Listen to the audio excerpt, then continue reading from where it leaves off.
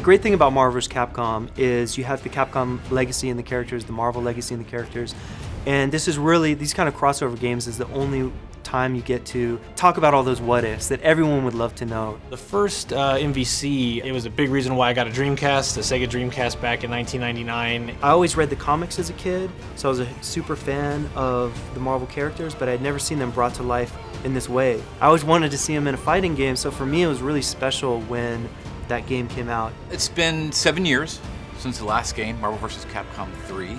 And we felt the time was right. Fans have been clamoring for a new installment of the game. Marvel and Capcom characters are at a height of popularity, and we said, now's the time. Let's get the team back together again. We had it on display at EVO and at San Diego Comic-Con, and we've taken it around a lot of shows all summer, and like once people get down and start playing it, it is just as hectic, just as crazy, and that legacy just still lives on today. I remember when we first announced the game, the room erupted. Capcom's about to announce a game, and you see a single Marvel character, it's like, oh my god, it's happening.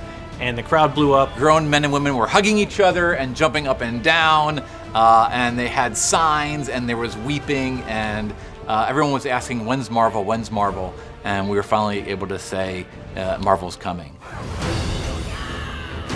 We made some bold decisions to move away from the past 15 years, which has been a 3v3 game, to a 2v2 system. It was a big shift, but we felt it goes back to what the core of the game is, which when it comes down to it, it's the partnership between your character, your main character, and your partner character. And it goes back to the heart of the crossover game. The development process was really international collaboration. We worked very closely with the R&D team in our Japan studio. It was very humbling to work with guys who we'd be sitting down talking about battle design stuff, and they're, well, back when I was drawing the pixel art for this character in X-Men vs. Street Fighter, right, which we played when we were kids, or there was just this wealth of knowledge. Then we had all the current Marvel vs. Capcom fans that were fans of MVC2, MVC3 in the last 15 years and the evolution of the fighting system.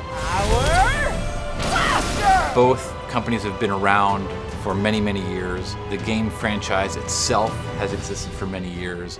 One thing that makes this game special is the passion and the enthusiasm of the fans. And we want to deliver something that they're going to love, and it's going to just really bring what the franchise is all about and really push things. You still dare challenge us?